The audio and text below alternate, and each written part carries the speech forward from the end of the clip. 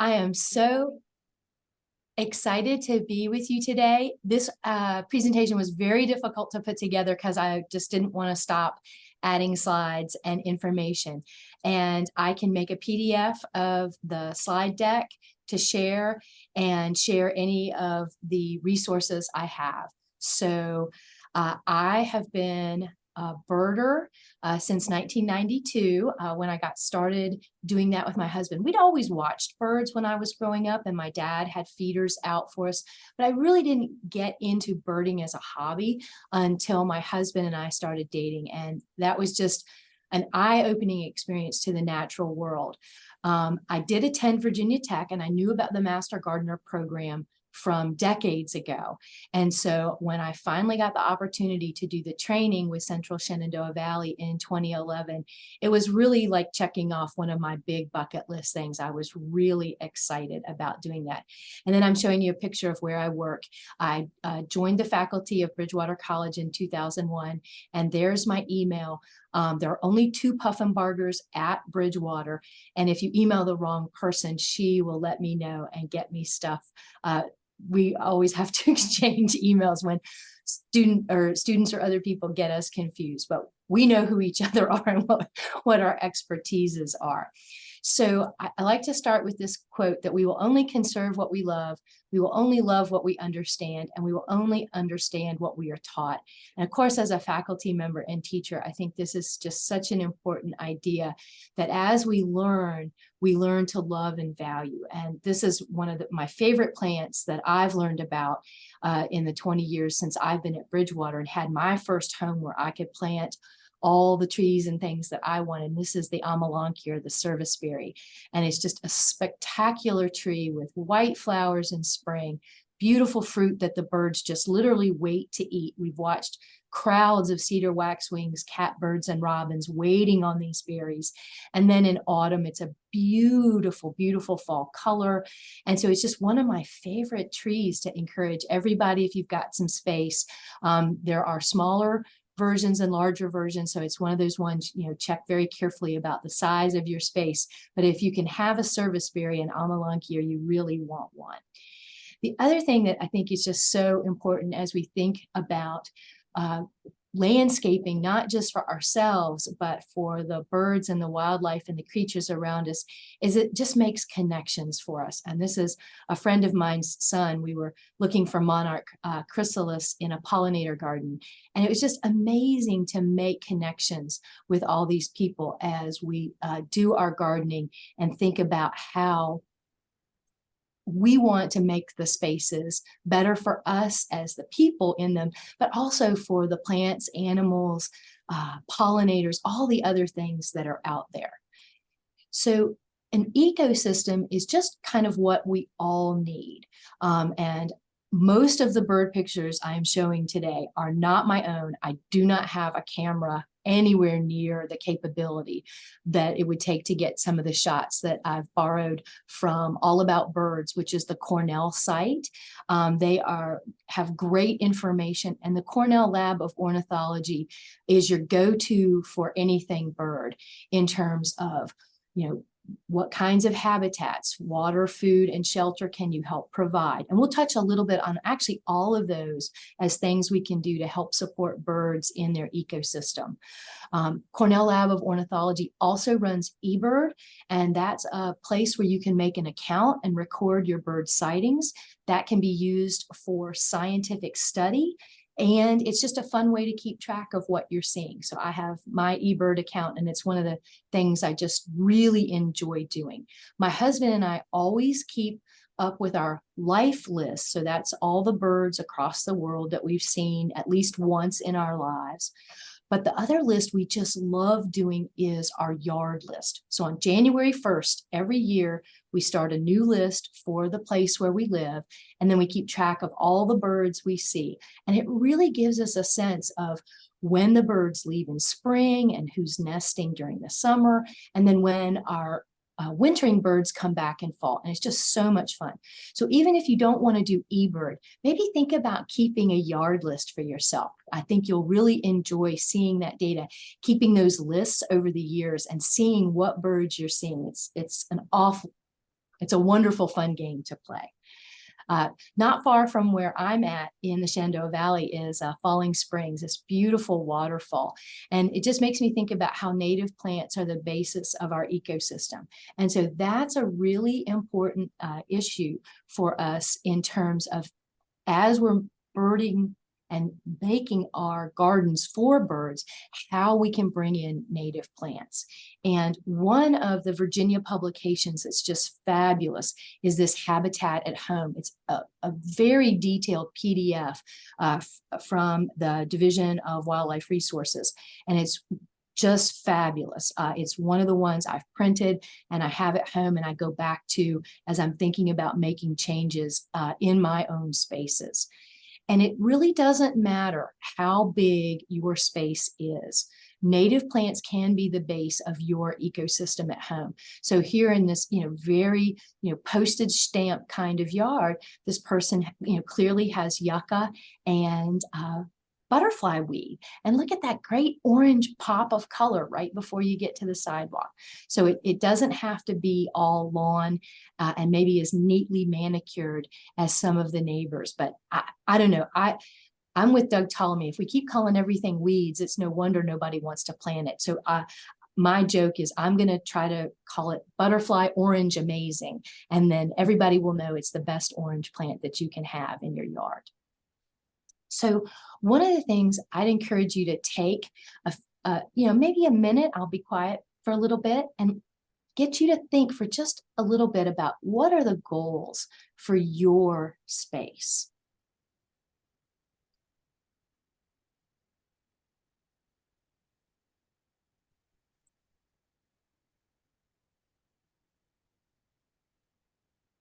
I've just found that setting goals really helps me think about what I want to do and when I want to do it.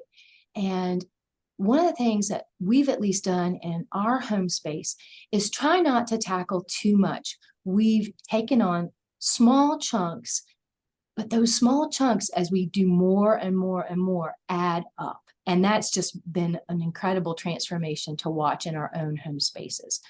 So for my husband and I, we were really interested in really bringing in the native plants, trying to encourage the birds in our yard and other wildlife. Certainly insects, pollinators are a really important part of that. But we also, turns out, have snakes, some amphibians.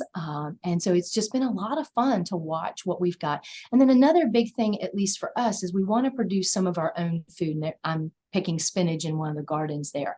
So we have some spots in our spaces, dedicated for our vegetable garden, for our fruit, but we've also managed to have some spaces like where I grow blueberries and I net them for us. We also have some blueberries planted that we don't net so the birds can get after them. So that's been a lot of fun to think about and plan for.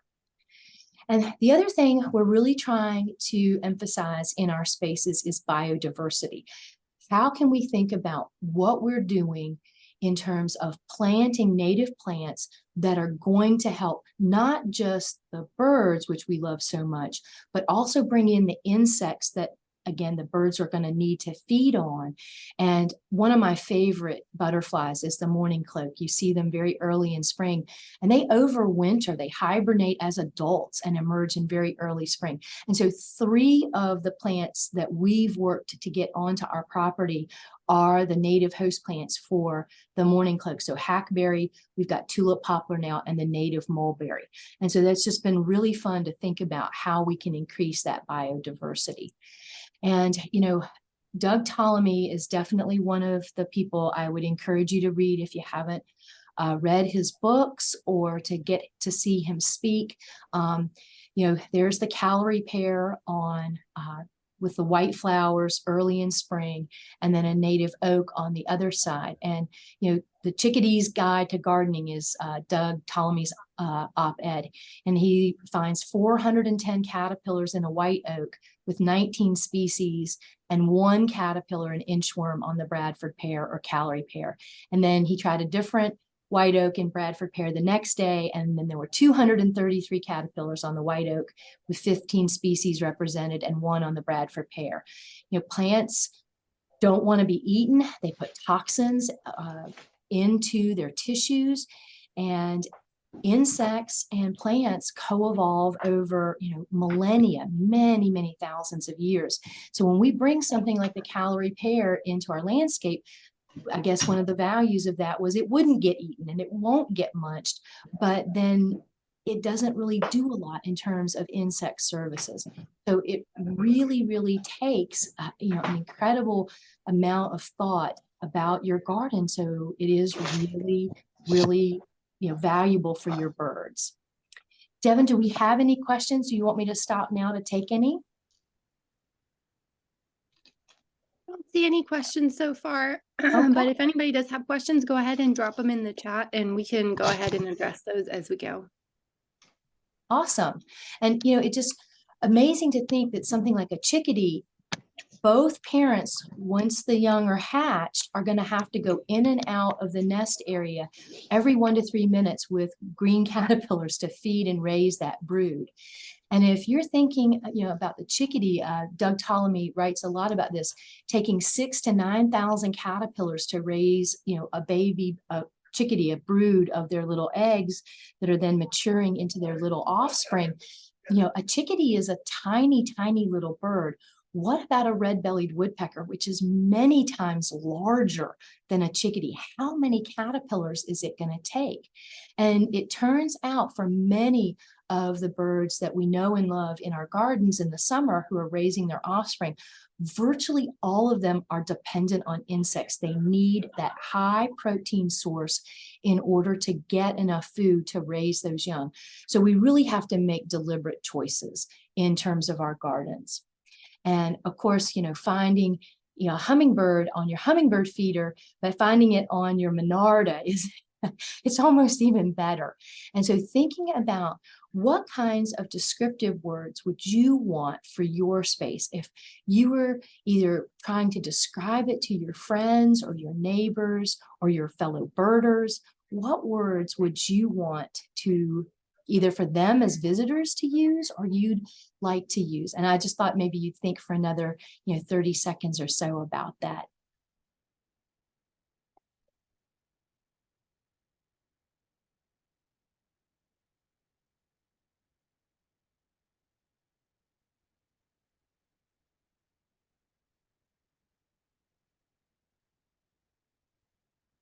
So I asked my husband about this morning, and I thought it was really interesting what he said. He said he would hope people would see our space as a habitat, it's in transition, and that it's wildlife friendly. And, birds, you can have the really common species like the female cardinal, who is, let's see, upper right. Not a hard bird to get. They usually come in groups, would be the cedar waxwing, which is the one that looks like it's put on its black eye makeup and has that little tail dipped in yellow. Those are another great bird you can have. They won't typically come to your feeders, but if you plant enough berries, so some of the native viburnums, grapevines, you have some of those really good berry producing plants, you're going to get cedar waxwings.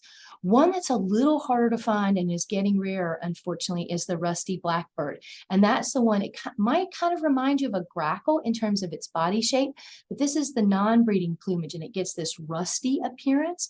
And this is just a really great bird. We've had it in our landscape and we just really enjoyed getting to see that. And that took some deliberate planning and the fact that we're not in a small house anymore. So I'm kind of going to talk about 2 houses that we've lived in. We had our home in Bridgewater for about 19 years. We had 1/3 of an acre and it was suburban right in Bridgewater. And then in 2020, we moved to a smaller house, but on a much larger piece of land. And that's what's shown in the bottom picture. We had a friend who does drone images who came in and took some pictures for us before we really even got started doing any of our landscaping. And, just to talk about what you can do, even in that little third of an acre at Bridgewater, we recorded, all the birds we see, in the yard or from the yard. That's kind of our yard list every year. And over 19 years, we had 137 different species that we could see in the yard or from the yard. So it doesn't take a big space. It just takes some kind of deliberate planning. And I think one of my favorite crazy birds that we did see in that yard more than once was an American woodcock. There was so much good cover and so much leaf litter that they stopped in on migration and poked around at least twice. So that's a bird of the forest. It should not have been in our yard. It probably should have stopped somewhere else. But the 2 times we saw it, they were running around, poking around in the leaf litter and getting, macroinvertebrates, worms, and different insects out of our yard. And that's just an amazing thing to think about as a birder, that you get a woodcock in your suburban yard. And we're just continuing to keep lists at our new place and are really hopeful we'll get a lot more, maybe even new species in our new place, because it is a lot larger. We went from a third of an acre to 7.5 acres. So as you start to think about what you want to do for your birds, you're going to want to think about layers. It's really super important to give the birds cover. So if you've got space to have your native trees, like the white oak, that would be Doug Ptolemy's #1 recommendation for the number of insects you're going to pull in. And that's what the birds are going to need to build their families, right? Feeding the insects off of these trees.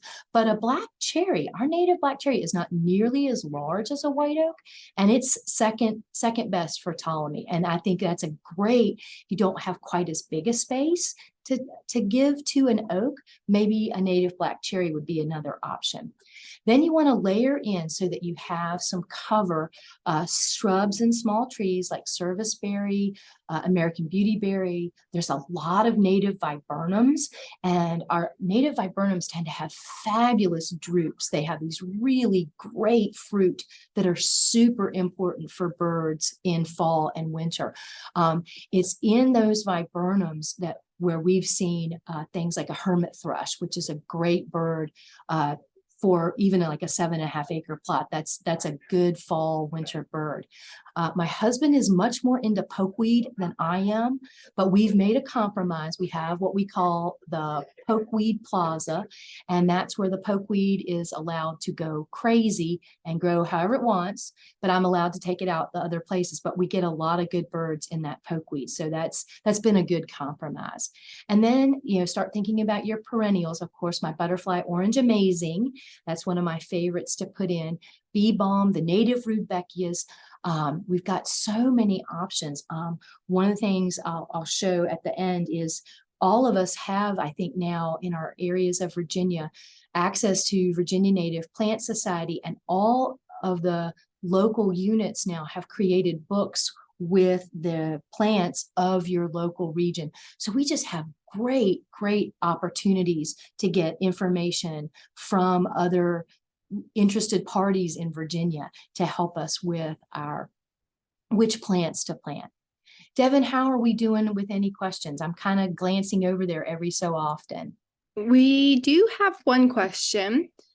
Aaron asks, for spaces like churches that are concerned about the looks of their space, how can we help stakeholders see the importance of biodiversity and letting birds and insects munch the plants instead of killing everything in sight? I will come back if I can. I'll circle back to that as I have some slides to show with that. Yeah, it is part of the educational process to help people understand how much damage we can stand before we feel we have to go after either like say insects on trees. And I do see someone wanted to know about a space being too small for another oak. The red buds are a much smaller understory tree. Our native dogwood is a smaller understory tree. Both of those, I would try to get some straight natives if possible, not the cultivars, especially not in the red buds. There are some cultivars that have the forest pansy. I think that's the cultivar name, which has the red leaves. When you change the leaf color, that seems to have the most impact negatively on insects. So if you can get a straight native, so it doesn't have any of the things that sometimes landscapers or horticulturalists, some of us, like to change in the plants. And then if you have to get a cultivar, one that has not changed the leaf color, the flower color, if you can. So those would be some of the examples I would think about in terms of smaller. And I will talk about things that don't need sun. So that I will definitely come back to that. I see that question coming up. Yes, so far everything I've talked about is definitely full sun. This is the back of my property where we stop, kind of where the grass edge meets a mature forest area. And one of the things, if you can, you want layers, so different heights. So this is showing some of the evergreens that are short, some of the oaks that are getting taller. There's understory down in there, including viburnums. Snake root is a native perennial that does not need full sun. And you want to leave those layers, if you can, leave the leaves or find places maybe where you can push your leaves, where they don't bother you or your neighbors. And then I know some people would not find this particularly attractive, but one of those trees still standing there is a dead snag. And it is covered. The birds use it for perching. The woodpeckers are pecking on it. It can't fall anywhere where it would do us any damage or our home any damage. And that is a really important thing for your birds, if you can leave the dead trees up. And some people will even take a tree, maybe a neighbor cut or they cut, and then they replant it in the ground like a fence post, but it's taller. And so it's creating that snag for the birds. I've had a few bird friends do that in their yards. It's hysterical to see how much the birds love that. So it's just a really incredible opportunity to give your birds what they want. And the biggest things you can do to help with all of your wildlife is just to convert and reduce the lawn area, plant natives, and then reduce the pesticide and herbicide use. And these are pictures of our old garden back in Bridgewater. So when we had 1/3 of an acre, we had a nice large couple native dogwoods, one big white pine, and then a couple of other evergreens. And we just kind of kept picking spots, putting in newspaper and cardboard, mulching over that, adding plants. And we learned a lot of lessons. We made mistakes, picking non-natives occasionally and things that didn't do as well. But I think overall, we've certainly continued to learn a lot and continue to work on shrinking the lawn. And we just kind of kept picking little places. Down there by the fence, that became my raspberry bed. So I was producing some food for us, but then also bringing in things for the birds, because you find some catbirds over getting a few raspberries along with you sometimes. And we just, kept taking little places out and making new, we call them tree beds. So we tried to have a tree in the middle and then all kinds of plants underneath. We did leave some lawn patches. It's nice for walking, especially if you have kids or pets. There's really nothing that stands up to that kind of heavy foot traffic like a lawn. We just decided we were going to shrink it as much as we could. We didn't have a need for a lot of it, but it's a really nice, cool path to walk on in the summertime. And then we just, kept working about, on our bird numbers. And, by the time we left Bridgewater, we'd had 137 different species. And then we moved out to the country and we went up to 7.5 acres. This is a picture of one of the old hay fields. We've stopped mowing and stopped making hay in 3 very large sections. And you can see the broom sedge just taking right over, and that was wonderful. And we have chipping sparrows all year long, and we're trying really hard without mowing at the wrong time. So we'll probably mow in these 3 patches, each patch once every 3 years. So on a rotation probably in February. We want to do it long before the warm season grasses grow, and mostly to try to control the fescue as best we can, but we really don't want to treat it. We're going to try to be very non-invasive and use as minimal techniques as we can. We don't think we can burn. We have talked to the Soil and Water Conservation District. There is money all across the state of Virginia through Soil and Water to do things with your area, especially if you are doing things to capture water and prevent runoff. But we just feel like we're too close to all of our neighbors and to our own house to safely burn. But we're hoping that we will encourage eastern bluebirds and maybe even meadowlarks to start nesting on our property. We're way too small for quail. You need hundreds of acres for quail. So that's not in our dreams. This is that same area where we've stopped mowing now. We've moved some of the really large goldenrods that we just kind of came up in other places, and other goldenrods have started to come up. And then we have a friend who has some really old hay bales they can't use. And so we've put those strategically in some of our spots to kind of make like a lookout, like a platform. And I don't know, when I go out in the winter and the summer, that's a place you would see a meadowlark maybe singing from. So we're trying to give them the right space for the kind of talking about their, this is my territory and you should come here because this is a great place to nest. So we're really hoping to do that for our grassland birds. And yeah, I see someone's asking about providing water. If you can provide water all year, you should. And I've got some pictures of that coming up in a little bit. This is another area where we don't mow anymore, and it was great. Purple top, which is Tridens flavus, came right in on its own as soon as we stopped mowing. And we've watched field sparrows, chipping sparrows, and song sparrows. They hit the head of that purple top grass, which is right tall, and then they go down like they're on a trampoline, and they go up and down, up and down. They bounce up and down. It's one of my favorite views to see them in the wintertime picking out those seeds. And that's just, we didn't have to do anything except stop mowing, and that came right in on its own. And a friend, this is me in that same patch, just a different angle, gave us a little bit of clustered mountain mint. So all we did was take the mower in, drop the deck, basically cut a bare spot, put in the clustered mountain mint, because everything we read said it would compete against fescue and do very well. And it has exceeded expectations. That patch went from basically one plant to more than 6 feet across in a couple years. And we're just excited. So now I just mow around it so we can walk up around it to see what pollinators are out there. And then the circle that I'm mowing just gets bigger and bigger every year. And we're just so tickled with how that's doing. So clustered mountain mint as a potential plant to put in who can compete against fescue.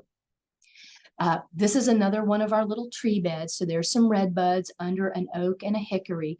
And we just kind of try to take out the grass and then add native plants and just kind of keep going. And so there's some tiarella and some obedient plant. And I've got a little grandfather's beard down there. And then the hickory fell, and that was kind of sad, but that's the way it goes in a yard. So we just cleaned up the hickory as best we could and just kept expanding the bed. And now we put leaves there and are seeing all kinds of insects in there. And that's me down by some slender mountain mint. And we've also added butterfly weed. We've added hackberries. We've added some native hydrangea. It's just really turning into this really spectacular space. And this is basically, as the leaves are coming down, we just kind of keep pushing them in there and they hang out and do their little thing. And it's just been really awesome to watch the transformation. We have tons of bird feeders. We are definitely, that's part of our budget every month. Black oil sunflower is the most popular. It's a little bit messy because you do get those holes that come down under your feeders. And we do some cracked corn. That's one of the cheapest foods we can find. Lots of birds love that. We just scatter that directly on the ground. That also has brought in squirrels, chipmunks, raccoons, and we just enjoy them as well. We put the baffles on the bird feeder so the squirrels and the raccoons can't eat us out of house and home. We like peanuts. You can get peanut splits reasonably priced, and suet are great for winter feeding. And we have socks. You can probably see the socks hanging up. That's for Niger for the goldfinches. And this was kind of our main viewing area. This is where like our couch is. So we sit and look out the window at this view. And we decided, as we were, kind of getting into it, we were going to change this again into a tree bed. You can see we've added water. And yeah, water is super important.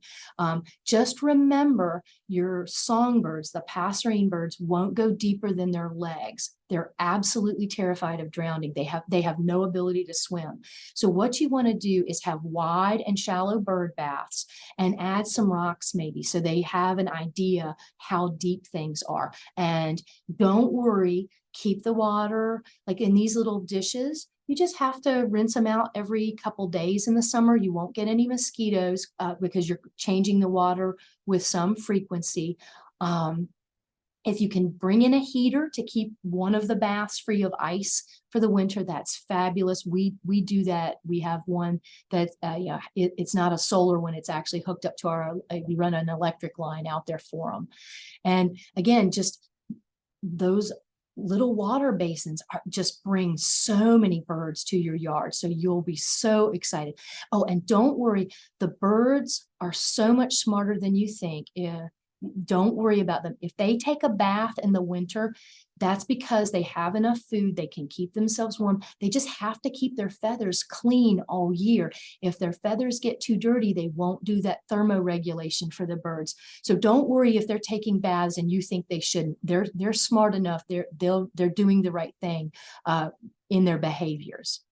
And here's where we laid out the new bed. So we're going to take all that grass out and use that area as our bird feeding station, but also for a lot more native plants.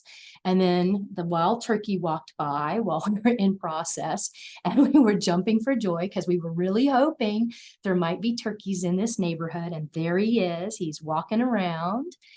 And the other thing my husband decided to do, there is a downspout from one of our roof drains that goes over there. And he dug it out and got the water flowing. And this is the closest thing we have to a wet spot. We're at the top of a ridge. It's very dry. So we could put some button bushes and some other things that may like a little more water. And then when it gets dry in the summer, when we're not getting rain, my husband will go out with the hose and just clean up the water and add more. And then it drains over to the things that like their feet wet. And that's been super fun. I noticed someone said put a small dish of water, sugar water for the bees. I don't do that. I use my native plants for pollen and for nectar.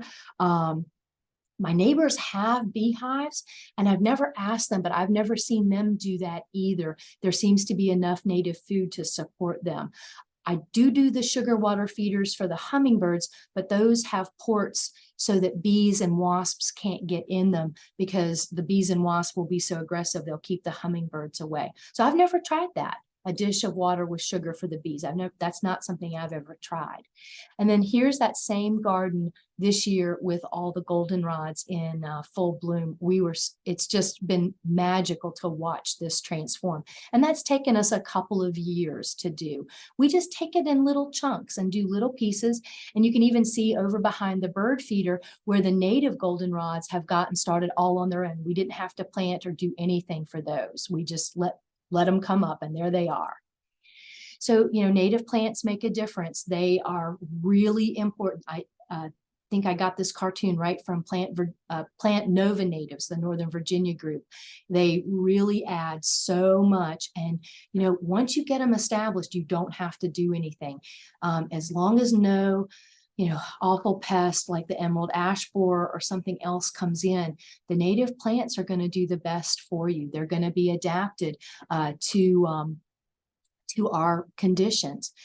And this has gotten me more than once. You have to check the Latin. If you can go straight native, if you see something that's not in italics and obviously not Latin in quotes, that's telling you it's a cultivar. So Hymenaeus virginiana is our native witch hazel, and Harvest Moon would be a cultivar. And so I know I've had the misfortune a couple times when I wasn't paying enough attention to get cultivars when I wanted straight natives. And this is one that got me as well. I did not check the Latin. I didn't know that there was more than one kind of beauty berry when I was doing some of my plantings back at my old house. And I got japonica, which is not the native Americana beauty berry. And that, you have to be careful. That's one of the things where our training as master gardeners really comes in handy, checking that Latin and getting your resources out. Some people have asked about containers or small spaces. Here are some that would do well with lots of sun.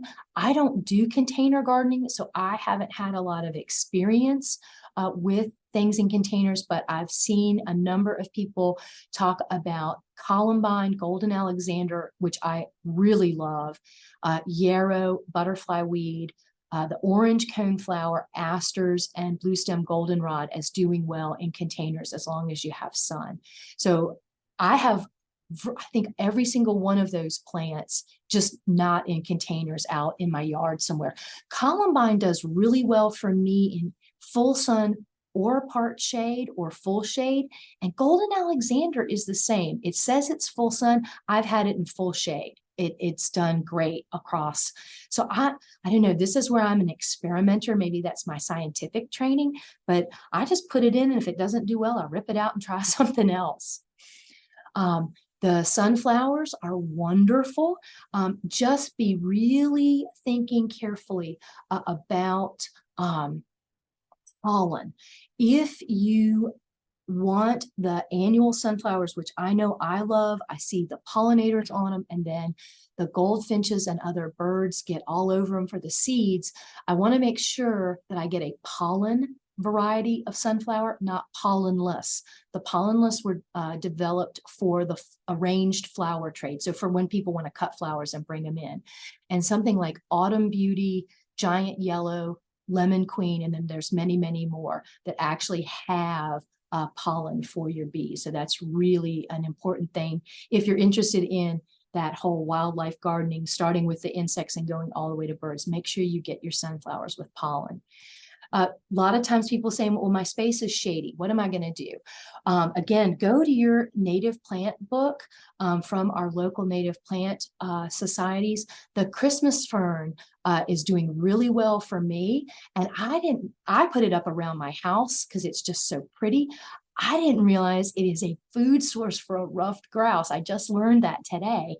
And I won't have ruffed grouse. I'm not at elevation, but that was like so fun. And then something like an ovenbird would use those fronds for nesting material. So even if they're not eating the material, they can use it for nesting. So the plants are just so important. And there's all kinds of native ferns that you can put into your garden.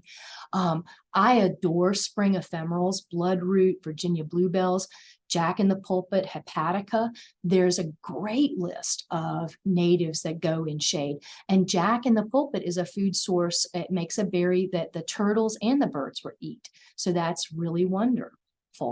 Just make sure you're thinking about how you're acquiring your plants. Make sure if you're wanting something that you get permission from a landowner, that you never take anything from a park. And then there are tons of great native plant nurseries all over the state of Virginia to go to now. So think about this. Shade is fine. There are really cool things you can do. I had to throw this one in. If you are doing some landscaping and you don't want liriope, think about our blue-eyed grass, which is an iris. It forms clumps. You can divide it. You just have to avoid heavy mulch, and it will reseed and form thick stands over time. And it's a gorgeous little plant in terms of thinking about how maybe like the person who is asking about like in your church yard, maybe you could convince them to take out the liriope and go with a blue-eyed grass and see if there's like some compromises you could make, or maybe go half and half, like one spot over here we'll leave the liriope, but over here we'll get rid of it and we'll add some natives instead. I'm always trying to think about compromise. How can I at least get a little bit in there? And of course, I'll never have any luck at work to reduce the pesticide and herbicide use because they want that pretty lawn of grass out front. But, just, remember that pesticide kills insects. Can you live with some damage? There are companies that provide material that is non-toxic to other things, or let the ecosystem deal with it. The birds and other predator insects may eat and get rid of a lot of the things that would do damage. So, in terms of the person asking about damage, so my hand is there under the oak that a previous owner had planted, and I could not see that damage until I was on top of that tree. It's about 12 feet tall, and I'm 5.5 feet tall. So I had to actually go over and put my hand under the leaf. I have oaks that are 40 feet tall, and when I look up, I can't see any damage at all. The fall bagworms this year, I can see doing some damage in my cherry, and I could see doing some damage in some of my hickories. And so I could notice that. But those were so high up, there was no way I was going to be able to do anything about them. And one of the things that's really wild is if we have a really good fall hatch out of fall bagworms, the cuckoos, the yellow-billed cuckoo comes through in the fall, may stop and have another brood feeding them on those fall bagworms. So I'm always just kind of willing to leave it and hope the birds take care of it. So I know my chickadees are nesting and I know they're doing well, but I can't see any insects when I look up in spring on those great big oaks. And I really had to look for this damage last year to find it on the smaller oak. So herbicides kill plants. And, can we live with some of the weeds? Can we pull them? One of the things we noticed was the groundhog is eating the plantain in our yard. And we're like, well, great, go at it. That seems awesome. You can smother with cardboard, leaves, and mulch. And then the other thing is you could try to do a soil test and learn if that's giving you some indication why maybe the plants you want to grow aren't growing and the weeds are. So there's definitely ways to work around, I think, the pesticide and herbicide issue. There's other things we can do. And you can certainly help with avian reproduction if you put out boxes. Here's chickadees and bluebirds. There's lots of secondary cavity nesters. What a lot of people don't realize is that screech owls and our American kestrel are also secondary cavity nesters. So if you put out boxes with the right size holes and you have the right kind of space, you could possibly bring in a screech owl or a kestrel. How about that? I think we have a screech owl box. We're going to try to get it up this year. So we're really excited about that. So I've mentioned Doug Ptolemy a number of times, and his homegrownnationalpark.org is just a fabulous, fabulous place for information and ideas and people who have, similar ideas about how to think about just a different way of looking at our yards and our spaces as habitat. And we could grow the biggest national park if we get rid of our lawns. And so just any of his information, if you get to see him as a speaker, it's worth your time and investment. Virginia Native Plant Society is fabulous. I'm so excited to be a member and that there is a local chapter in my area, and so much good information from them. There's this marketing partnership, Plant Virginia Natives, that has gotten a lot of press in the last couple of years. I love that logo because there's at least a couple of great birds there and some other really fun insects. So lots going on. Here's just some of the resources that I was using and thinking about. I know more about the Shenandoah Valley because that's where I've lived for the last 20 years. And I grew up in Roanoke and went to Virginia Tech. So that was the first 22 years of my life. Um, there are great places to get native plants and native seeds all over the state of Virginia. These are just some of the ones I've been using. Hummingbird Hill natives out of Albemarle County, Southern Exposure. Hill House natives is up near the Culpeper area. Wood thrush natives is down in Floyd. The Natural Gardener is here in Harrisonburg, and Earth Sangha is up in the DC area. So it's not like you have to drive forever anymore to get a hold of plants, native seeds. And I guess where I probably ought to end is thinking about what we would call a local ecotype. That's something my husband and I have started to try to crack in on now. And instead of ordering seeds from further away, trying to find seeds and plants that are sourced ethically, locally, and responsibly here in Virginia or the Mid-Atlantic that would represent the genetics of the area that we're from.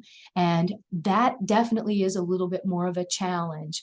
But I think because we're demanding it as people who buy the plants and who want to garden for our birds, we're going to see more and more of that become available. So I am going to end the slideshow and see what other questions that we didn't answer. We do have a couple questions here, but I want to say thank you. That was so great, Robyn. I know I have a whole list of plans and ideas, and I'm sure everybody else does too. I will, this is being recorded and I will post this, and this, if Robyn sends the slide deck and any other resources, I'll post all of that on the webinar website, and I'll put the link in the chat in just a second.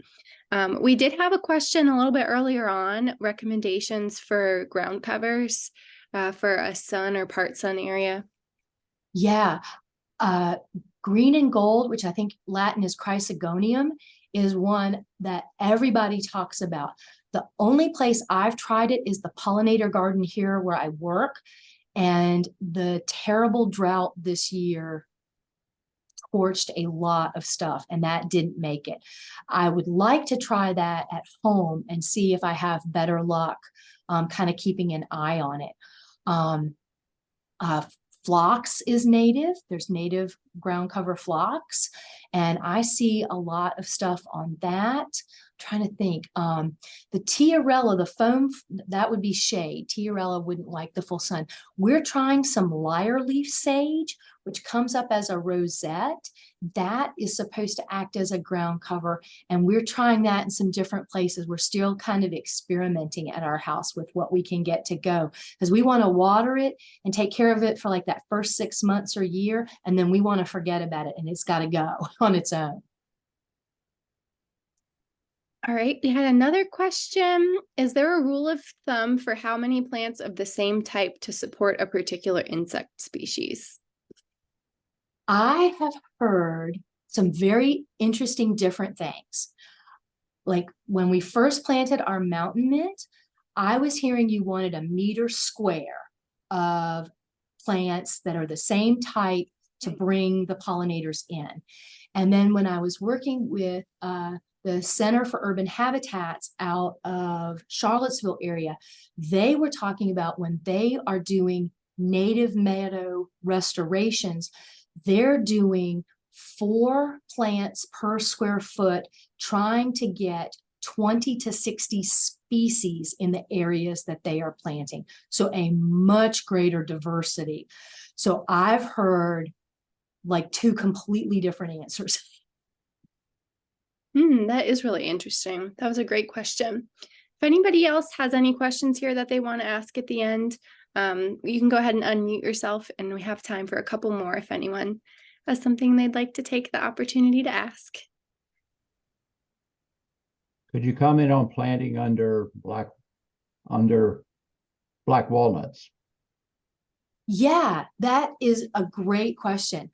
A lot of our natives are not affected by jugulin. they've grown up with it.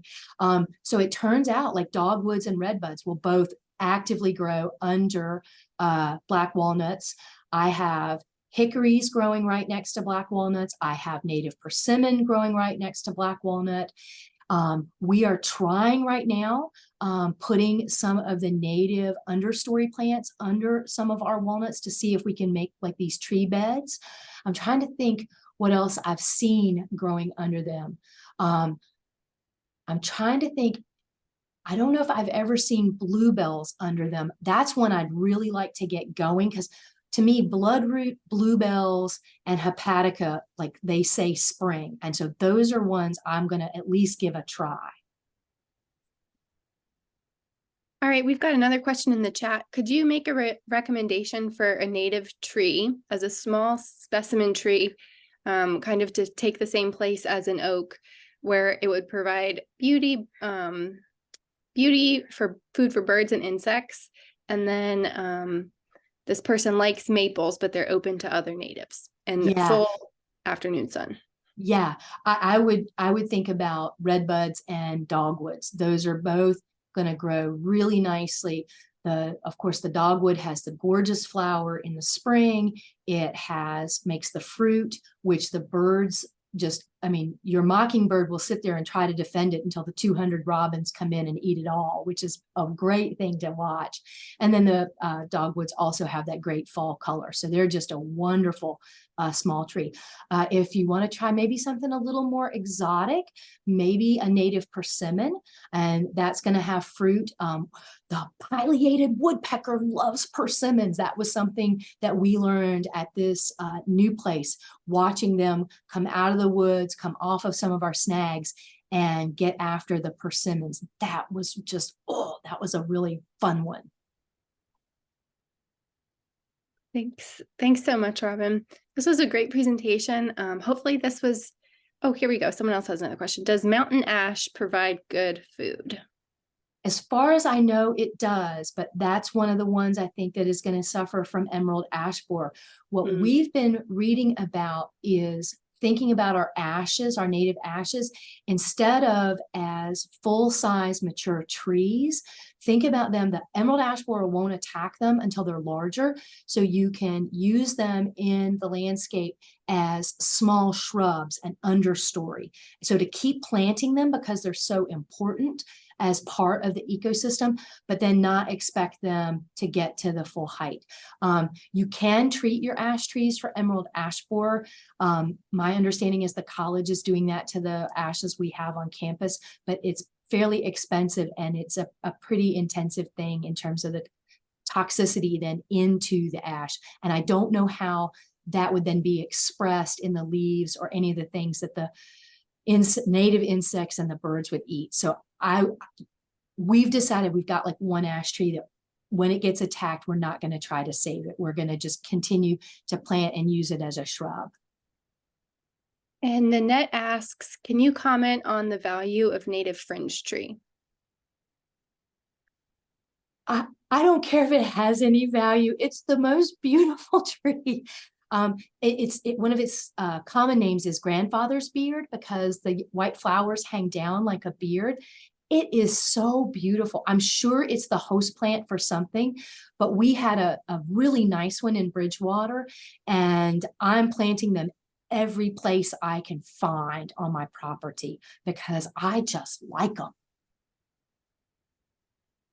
I could look it up in the book to see if it has value. I'm sure it does for somebody, but they're too pretty not to have. And they're not a large tree. They're a nice sized, smaller tree. Yeah, I agree. They're very beautiful in the spring. In my native plant book, which is the Valley Ridge, it says that it is not only pollinator, bee, and bird friendly. So it's for everything. Songbirds and small mammals eat the fruits, attracts bees and butterflies, larval host plant to the fringe, tree, swallow, owlet, moth.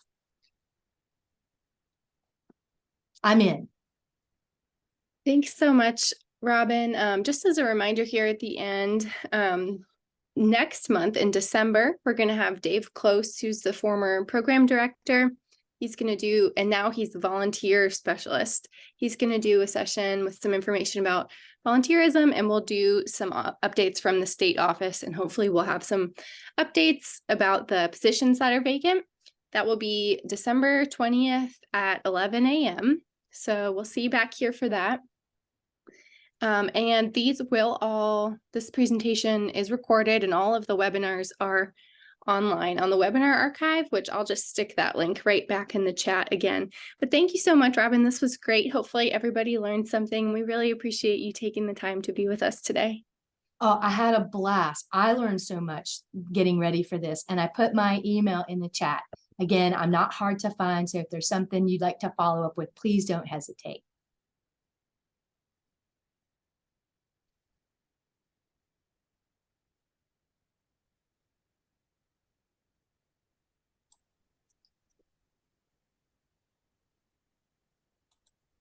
All right. Thanks, everybody. Have a good rest of your afternoon. Bye.